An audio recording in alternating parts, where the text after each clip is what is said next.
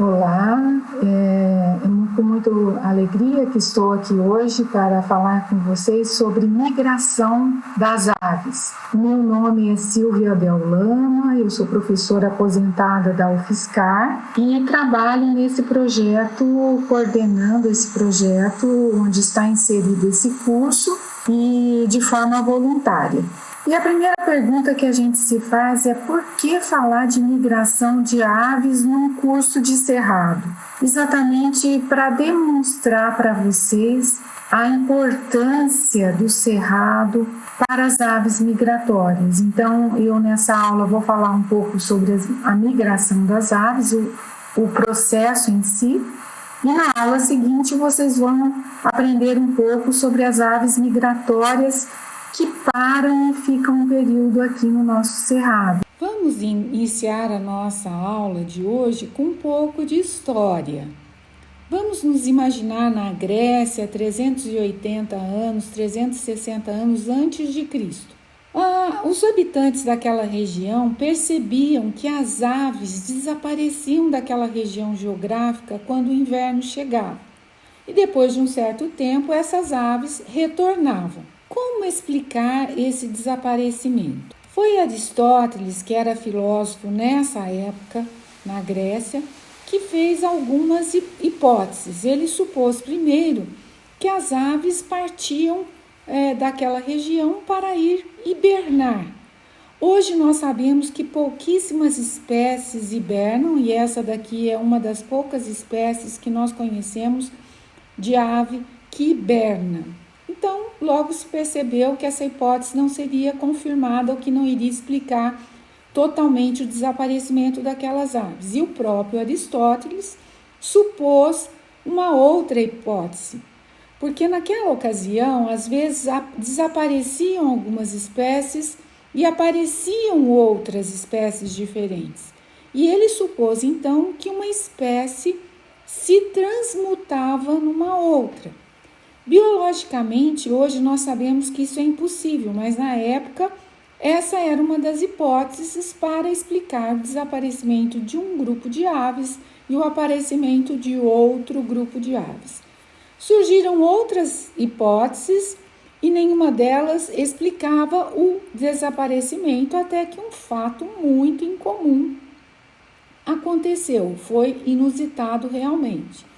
Uma cegonha apareceu no dia 21 de maio de 1822, há exatamente 199 anos atrás, voando com uma flecha atravessada no pescoço. Então ela estava viva, mas ela tinha uma flecha que ela carregava atravessada no seu pescoço. Naquela época não era ilegal abater as cegonhas, ela foi abatida e foi analisada essa flecha. Essa cegonha está mantida lá nesse Museu de Zoologia da Universidade Rostock, na Alemanha, até hoje, como um fato concreto que foi o primeiro fato que esclareceu a respeito do que acontecia com o desaparecimento dessas aves. Essa flecha, ela era de uma tribo da África Central, que ficava distante mais ou menos 3.000 quilômetros de onde a cegonha foi abatida. Ora, se uma cegonha tinha uma flecha de uma tribo da África Central, muito provavelmente ela foi flechada lá e atravessou esses 3.000 quilômetros até a Alemanha carregando essa flecha. E o que esse fato comprovou foi que as aves desapareciam de uma região porque, na verdade, elas migravam para outra região. Então, elas não hibernavam, elas não se transmutavam em outras espécies, simplesmente elas migravam, se movimentavam para uma outra região. E aqui nós temos um gráfico que traz um pouco dessas rotas migratórias das cegonhas, rota essa que é obedecida até hoje, porque essas rotas elas são repetidas vezes seguidas por essas aves. Então, a partir desse fato, nós começamos a entender que a migração das aves tem a ver com o movimento dessas aves de uma certa área para outra área. Mas nós avançamos um pouco mais na compreensão do que é a migração das aves. Nós entendemos que essas aves, esse movimento, eles vêm motivados por 2 recursos principais. Então, as aves têm locais onde elas se reproduzem, então são locais ideais para a reprodução. O que significa isso? Nesses locais, as aves têm ninhos que são ninhos apropriados para elas procriarem e darem os primeiros cuidados para os seus filhotes. Então, tem ave que vai fazer ninho em paredão rochoso, tem ave que vai fazer ninho no chão, tem ave que vai fazer ninho na árvore, não importa. O local ideal para a reprodução é aquele local onde ela vai achar material para construir o seu ninho, alimento para alimentar seus filhotes nos primeiros tempos e onde ela vai ficar também, de certa forma, protegida dos predadores. Porque vocês sabem que durante o período de reprodução, os predadores chegam e tentam predar os filhotes que são mais vulneráveis. Depois do período de reprodução, as aves migram para outras regiões. Por que elas migram? Porque os recursos naquela região onde elas se reproduziram estão baixos ou decrescentes. Então, elas vão em busca de recursos em outras regiões. Que recursos são esses? O alimento, a disponibilidade alimentar. Então, geralmente, elas migram para áreas onde o alimento é farto, é abundante e onde elas podem passar esse período fora do período de reprodução. Passou um período lá, elas retornam para a área de reprodução. Então, são ciclos anuais. Elas vão e voltam e essas áreas são geralmente áreas mais ou menos fixas. Nós temos migrações de aves que são regionais e de longa distância. O que seria uma migração regional? Por exemplo, dentro da América do Sul, nós temos uma área que está em vermelho, que seria uma área de reprodução.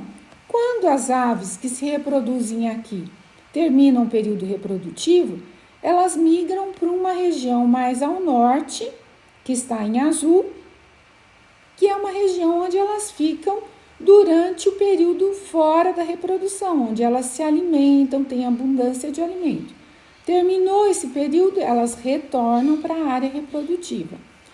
E aqui nesse outro gráfico nós temos algumas rotas que são rotas de longa distância. Então, uma ave sai da proximidade do Ártico e chega até o sul da América do Sul, ou sai do Sudeste Asiático e chega até o sul da África. Então, nós temos rotas que são rotas de longa distância.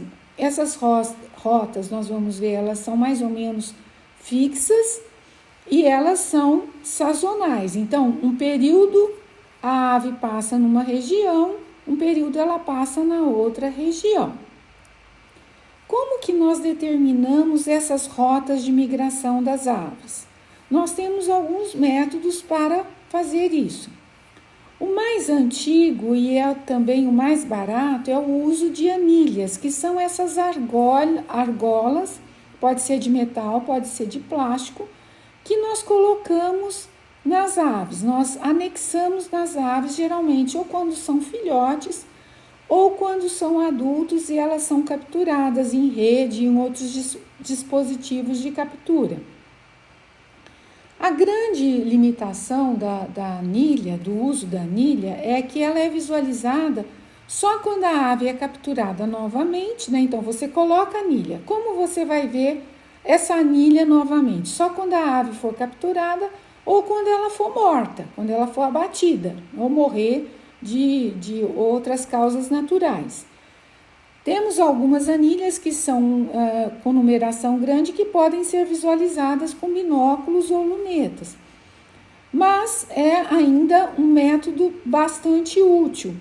Eu mesma utilizei esse método, nós anilhamos cerca de 1000 filhotes de cegonhas são os cabeças secas que se reproduzem no Pantanal, e também colhereiros, uma outra espécie de ave aquática que se nidifica no Pantanal.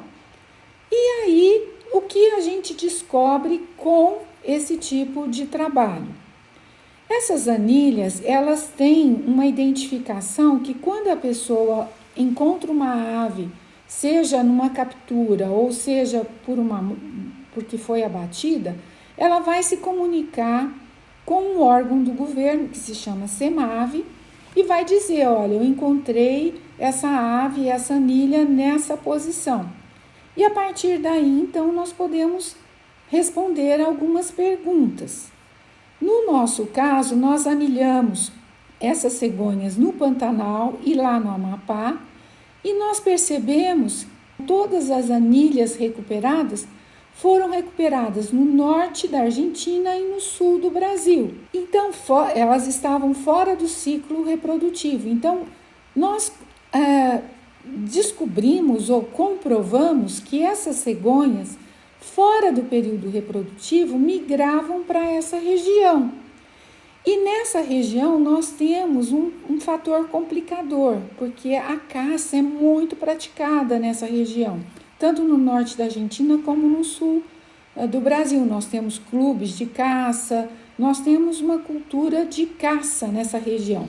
Então nós precisamos trabalhar de maneira educativa para preservar essa espécie, porque se nós preservamos as áreas reprodutivas no Pantanal e no Amapá, mas não preservamos essas áreas onde elas estão sendo caçadas, o trabalho todo é perdido, né? Então, assim, as anilhas, elas dão flashes de onde essas aves estão, onde elas foram anilhadas, onde elas foram encontradas, mas são informações ainda muito pequenas para que a gente determine essas rotas, né? Mas são informações, num primeiro momento, muito importantes para nós. Um outro tipo de metodologia para a gente estudar a rota de migração é o uso de radiotransmissores. Então, esses transmissores são colocados nas aves, são fixados geralmente com tiras de silicone ou uma tira elástica que, à medida que a ave for crescendo, tendo um porte maior, isso não vai ser perdido. E também eles são colocados numa posição que não compromete a sobrevivência dessa ave. Eles têm baterias, então essa bateria tem um tempo de uso, né? Então nós não temos uma forma de colocar um radiotransmissor e acompanhar durante todo o período da vida da ave, mas dependendo da bateria a gente tem um tempo até que razoável para acompanhar. E como que os sinais são captados? São captados com essas antenas que vocês já viram provavelmente em algum documentário, os pesquisadores andando com as antenas para captar os sinais transmitidos pelos radiotransmissores. Então você tem que buscar a captação desse sinal, né? Aqui eu diria que nós temos um monitoramento mais, vamos dizer, mais informativo, porque ele é contínuo, né, em tempo real, mas ele depende da duração da bateria e se a ave está ali na região onde você está captando o sinal. E o terceiro método para estudar a rota migratória das aves, ele se utiliza desses mini transmissores. Vocês estão lembrados que nos radiotransmissores o grande problema eram as baterias. As baterias, elas tinham um tempo de vida útil, e aqui com a tecnologia, esses mini transmissores movidos à energia solar resolveram esse problema, porque eles vão emitir sinais a longa distância e durante todo o período de vida da ave. Então, a partir do momento que você coloca um mini transmissor numa ave, ele vai acompanhar em tempo real toda a movimentação dessa ave, porque ele fica emitindo sinais, e esses sinais são captados a longa distância e você vai acompanhando onde essa ave está em tempo real. Para que esses sinais sejam captados, existem projetos como o Projeto Ícaros, que é coordenado pelo Instituto Max Planck da Alemanha, em que eles colocaram receptores de sinais em satélites que giram numa altura relativamente baixa na Terra, de 400 quilômetros. Então, um satélite desse, ele dá 16 voltas por dia na Terra e ele capta todos os sinais emitidos por esses mini transmissores. E o que a gente consegue ver a partir dessa captação de sinais pelos satélites? Algo como esse mapa nos mostra aqui. O que ele mostra? Nós temos aqui 3 águias pescadoras que estão representadas aqui por 3 cores diferentes, e você vê em tempo real onde cada uma delas está quando você vai para a internet e vê o mapa que está sendo montado a partir dos sinais emitidos pelos mini transmissores. Essa é uma ideia de como vocês podem mostrar para os seus alunos a migração das aves.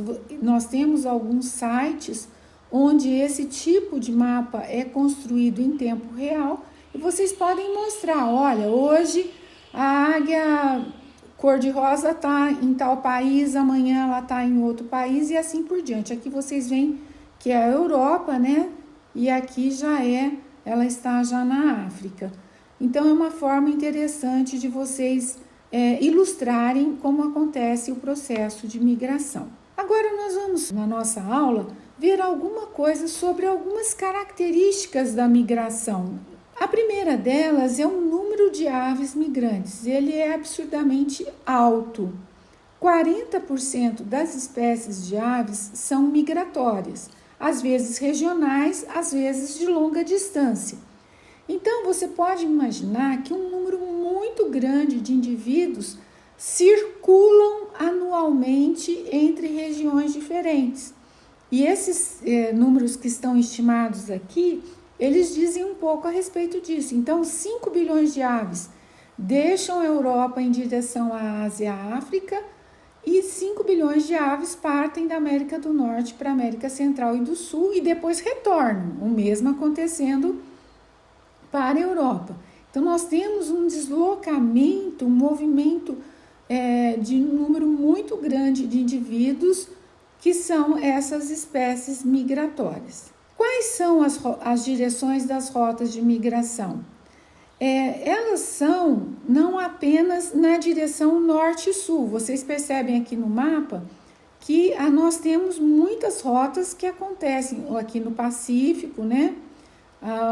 Aqui no Oceano Atlântico, no sentido norte e sul, dentro das Américas também no sentido norte e sul, enquanto que algumas rotas que nós estamos vendo envolvendo a Ásia e a África e a Europa, elas vêm mais no sentido de nordeste, né, para o sul ou noroeste da África.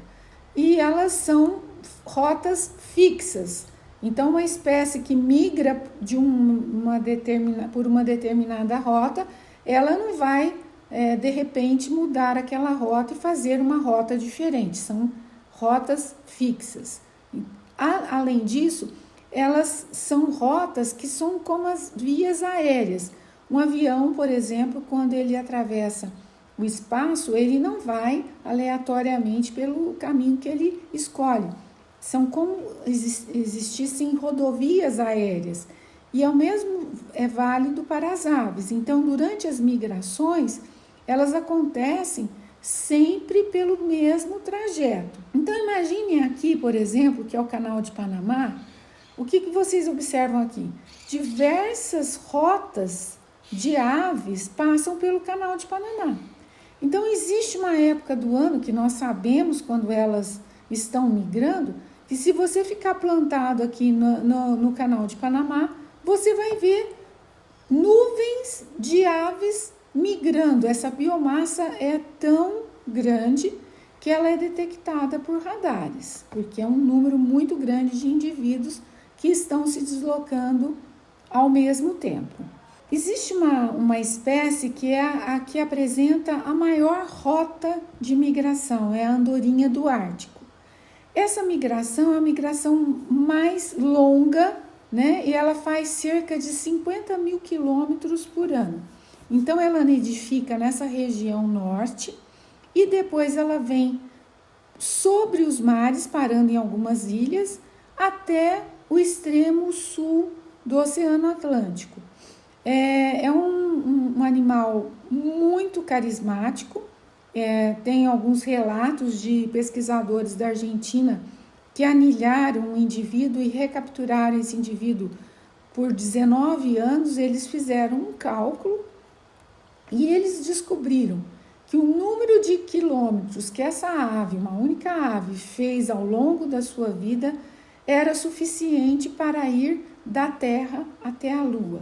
Então, realmente é uma estratégia que as aves apresentam, que ela é otimizada por uma fisiologia que permite esses voos longos, que permite esse deslocamento, né? Essa espécie se alimenta de peixes e krill, então ela é uma espécie bandeira, vamos dizer assim, entre as aves migratórias, por essa capacidade de migrar a longa distância. Os jovens muitas vezes ficam aqui até 1, 2 anos de idade, até aprenderem algumas estratégias de captura de alimento e tal, porque eles começam a se reproduzir apenas quando eles têm 4 anos de idade. Então, quando eles têm 4 anos de idade, eles retornam para o local onde eles nasceram e ali eles vão se reproduzir. Então, aqui seria no norte a área reprodutiva e no sul a área fora da reprodução.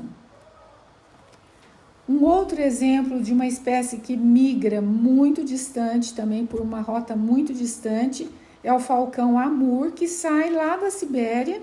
Então, sai lá da Sibéria e passa pela Índia e chega na África e vai até o sul da África. O que vocês estão vendo aqui nessa foto é uma nuvem de falcão, cerca de 120 mil falcões, 140 mil falcões migram juntos. Então, é uma rota longa, 22 mil quilômetros, mais ou menos, e que ela é cumprida num grupo muito grande de indivíduos. E para vocês não ficarem com a impressão de que as aves só migram em bandos, né, é importante a gente ressaltar que algumas espécies migram sozinhas ou em pequenas famílias e outras migram em bandos com um grande número de indivíduos. Então, aqui nós temos o exemplo do maçarico solitário, que é uma ave que visita o nosso cerrado. Na próxima aula vocês vão ver um pouco mais sobre ela. É uma ave que sai lá da América do Norte e vem em pequenos grupos ou sozinha, migrando de lá até aqui a América do Sul. O destino final dela é a foz do Rio da Prata, que fica na divisa de Uruguai e Argentina.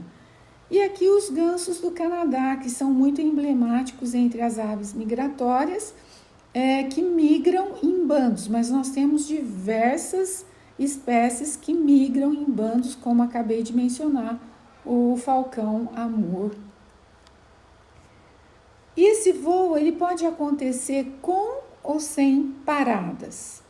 Ele pode acontecer dos dois jeitos, né? Tem espécies que fazem uma migração sem uma única parada. Aqui do lado esquerdo a gente tem a mariquita de perna clara, Cetophaga striata, que pesa 31 gramas e voa 4.000 quilômetros sem parar. É incrível, né? Porque você imagina que você vai daqui para a Bahia de avião, que deve dar, 2.000 quilômetros, e a gente chega cansado, e uma espécie dessa vem batendo as suas asinhas por 4.000 quilômetros e suporta muito bem esse voo sem paradas.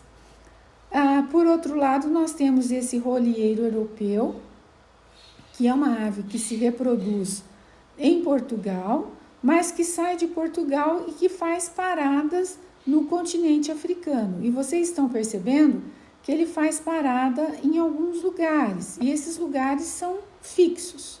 Então ele sai e vai migrando para a África até chegar ao destino final dele, que fica na costa oeste, mas até chegar lá ele faz algumas paradas, e essas paradas são em algumas regiões determinadas e fixas.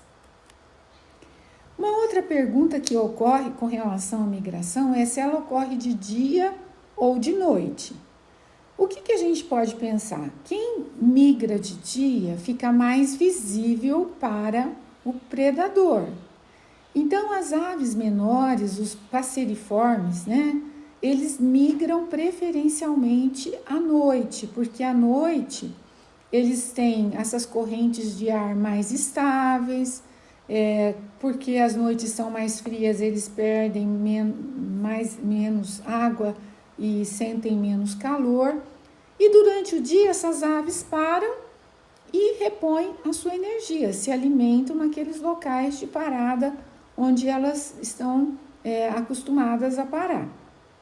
Já as aves maiores e aquelas consumidoras de insetos, como as andorinhas, elas migram de dia, porque de noite é difícil de consumir inseto, e descansam à noite. E elas aproveitam dessas correntes de ar ascendentes. Então nós temos várias, os gaviões, os corvos, as garças, cegonhas, elas são aves de porte maior e elas costumam migrar durante o dia. E temos algumas aves, como os maçaricos mesmo, que eu mencionei, tanto do campo como o solitário, que eles migram nos dois períodos, mas preferencialmente à noite, porque são aves que podem ser predadas. Então, eles têm uma flexibilidade, mas preferencialmente migram à noite. Esses indivíduos que voam em grandes bandos, nós temos uma particularidade de alguns deles que grous, gansos, patos peliganos e ibis, que migram nessa formação em V. E essa formação em V, ela tem sido muito estudada, e tem 2 estudos que eu gostaria de mencionar para vocês que são interessantes. O primeiro deles, o indivíduo atachou eletrocardiógrafos nos pelicanos, que são aves que sustentariam talvez um equipamento desse porte, e registrou o que acontecia durante o voo. E o que ele percebeu? Que as aves que iam mais atrás, elas gastavam menos energia.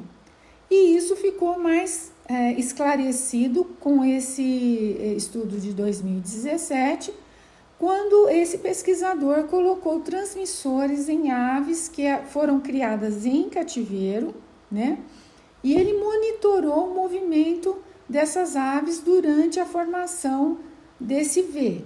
O que ele percebeu? Ele percebeu umas coisas interessantes. Por exemplo, no começo do voo, as aves ficam experimentando quem que vai ser o líder. Vai um, às vezes não dá muito certo, vai outro, até que eles determinam aquele que vai ser o líder. Esse vai na frente. Ele, depois de um certo tempo, ele faz um rodízio com outro indivíduo.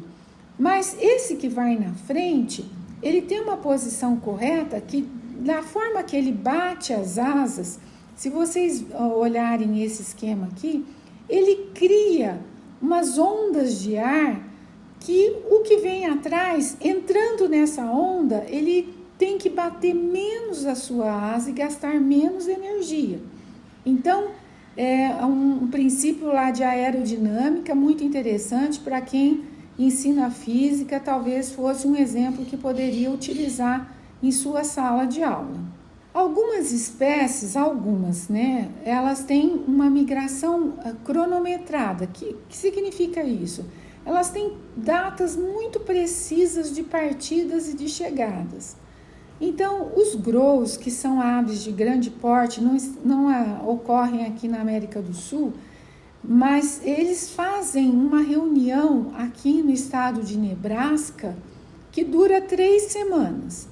E essas 3 semanas são fixas. Então, se você for para Nebraska nesse período, você vai encontrar 600 mil grows que vieram de diferentes regiões e que vão migrar um pouco mais, porque eles vão parar lá no norte. Mas nem todas as aves têm essa partida e chegada tão cronometrada. Eles têm um período, mas não tão certo quanto esse que eu estou mencionando. Qual que é uma das consequências dessa migração cronometrada? Vocês se lembram lá quando eu falei do falcão amur?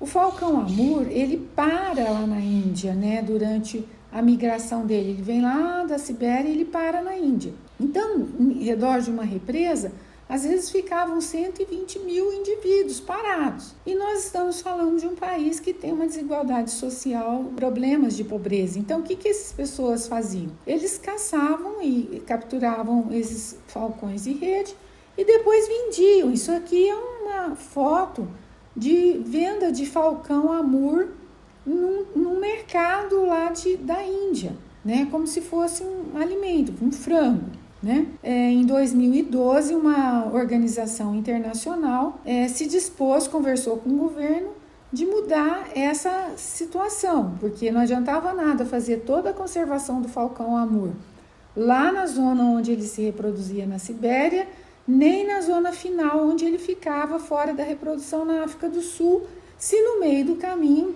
no meio da rota da migração, as pessoas caçavam e consumiam esse falcão. Então foi feito um trabalho de educação, por isso eu estou mencionando esse exemplo para vocês, e em 2 anos eles zeraram essa captura e morte do falcão amur na Índia.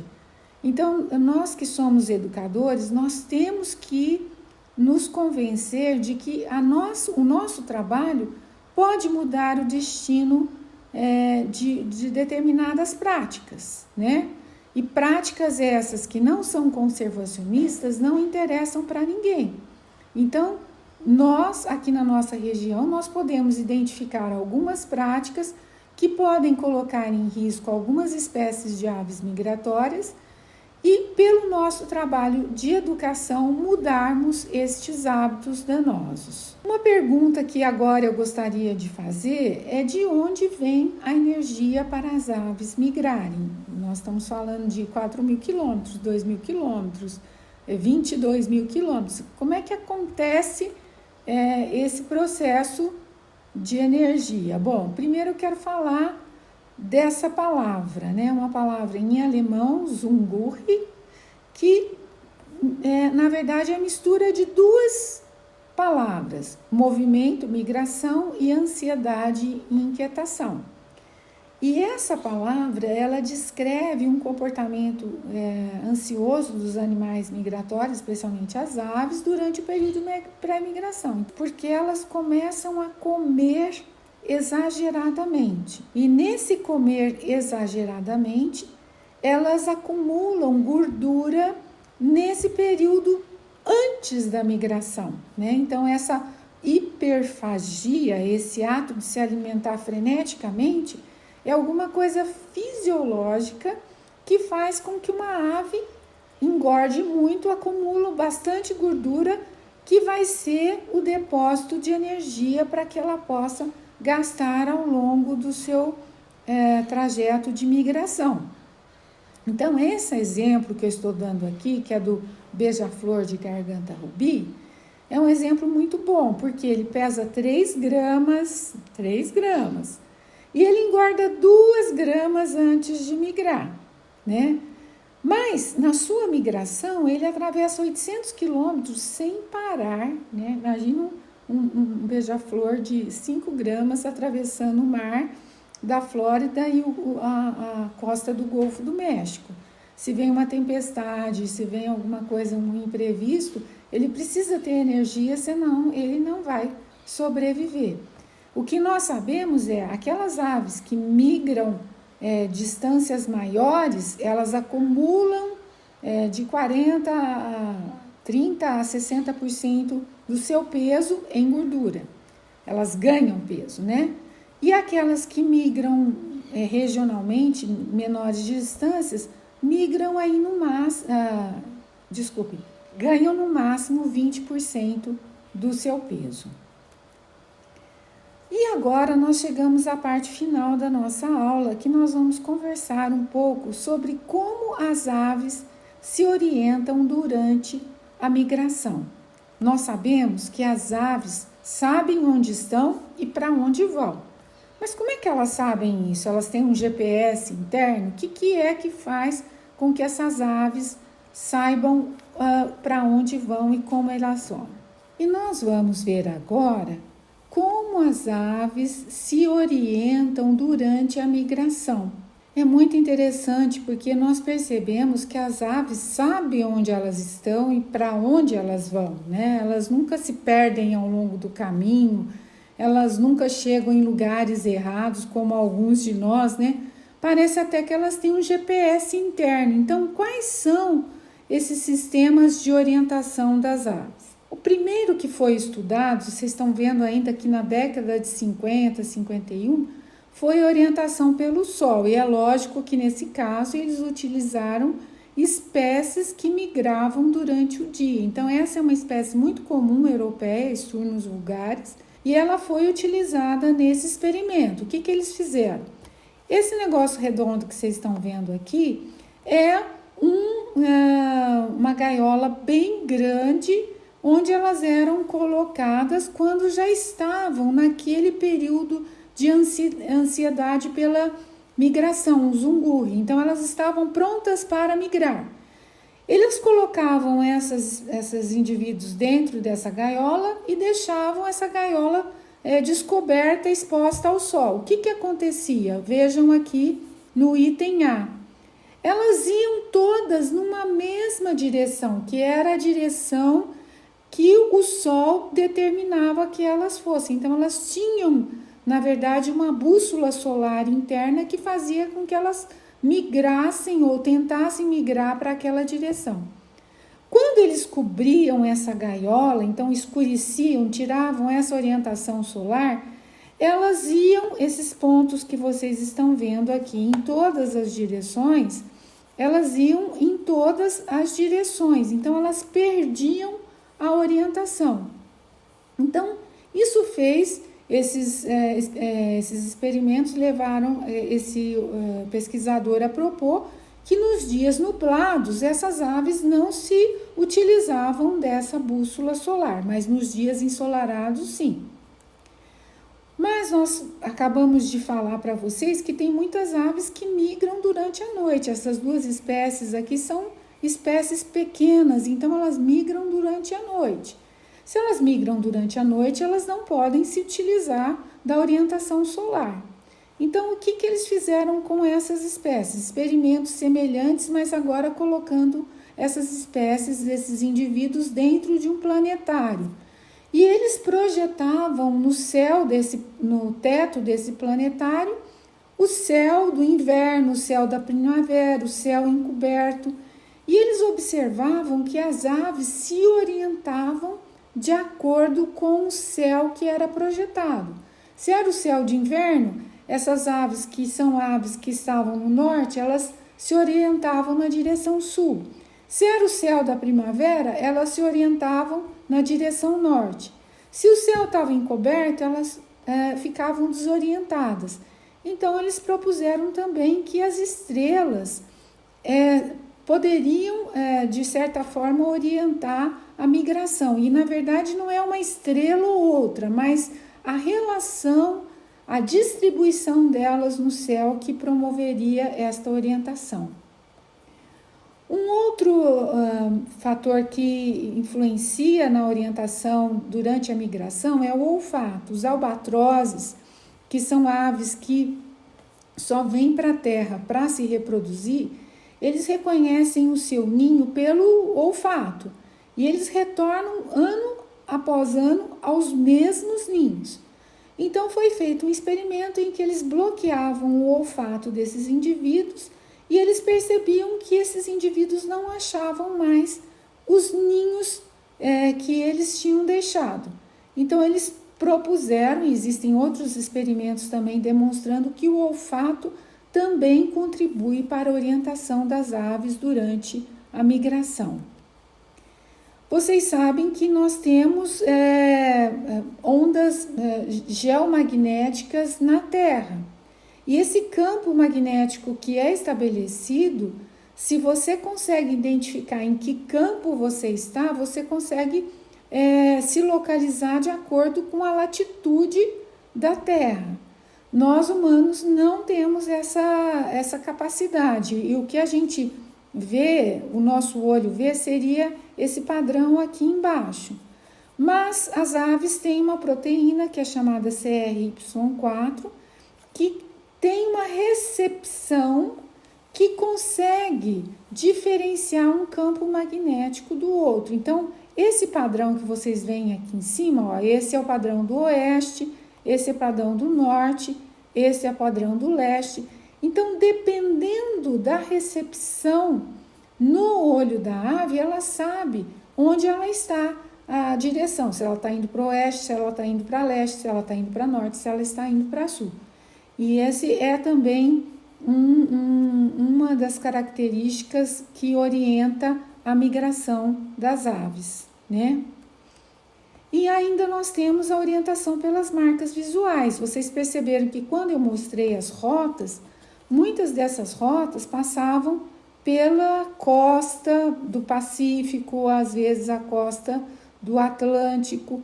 Por quê? Porque as aves, às vezes, elas migram exatamente na divisa entre o mar e a terra. Aquilo serve como referência. Podem usar também rios e costas, e nós entendemos que essas marcas visuais e todas as orientações, elas se complementam numa bússola única.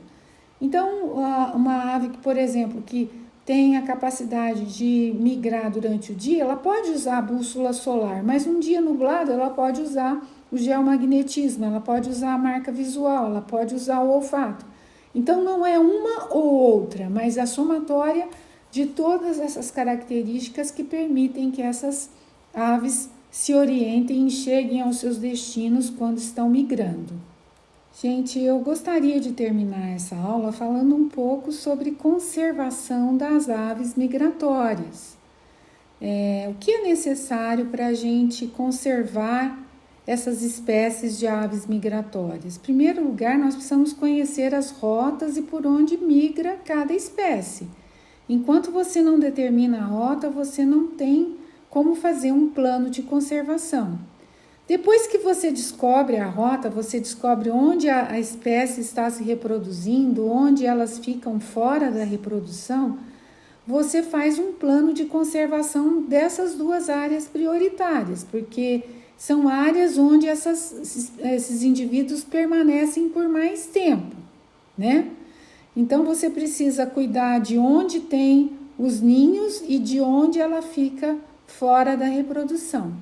Mas também você precisa conservar o habitat ao longo das rotas migratórias e eliminar as ameaças à sobrevivência. O cerrado é um bom exemplo disso. Nós estamos ao longo da rota, nós não somos o destino final dessas aves migratórias, né?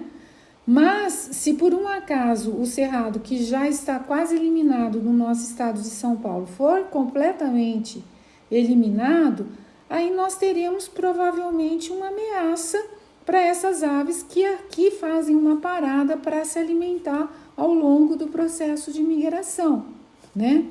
Outro tipo de ameaça é o tipo de ameaça que o próprio homem causa, né? Então, nós temos, por exemplo, no caso do falcão amur, que eu contei a história para vocês, que os indivíduos capturavam e matavam essas aves naquele momento em que elas faziam aquela parada. E isso pode acontecer de diferentes formas para diferentes espécies. Um outro fator complicador são as mudanças climáticas. Algumas espécies se reproduzem em praia, fazem os seus ninhos no chão da praia. E nós sabemos que com essas mudanças climáticas o nível do mar está aumentando e algumas praias estão desaparecendo. Então nós vamos ter consequências para essas aves migratórias que nós não sabemos bem até que ponto elas vão ser capazes de sobreviver a essas mudanças que estão sendo promovidas. E termino aqui com uma imagem de um grupo de marrecas num rio do Amapá. Deixo aqui o meu contato para vocês. Eu espero que vocês façam as atividades que eu vou deixar, que vocês tenham aproveitado. Agradeço pela atenção e tudo de bom para cada um de vocês.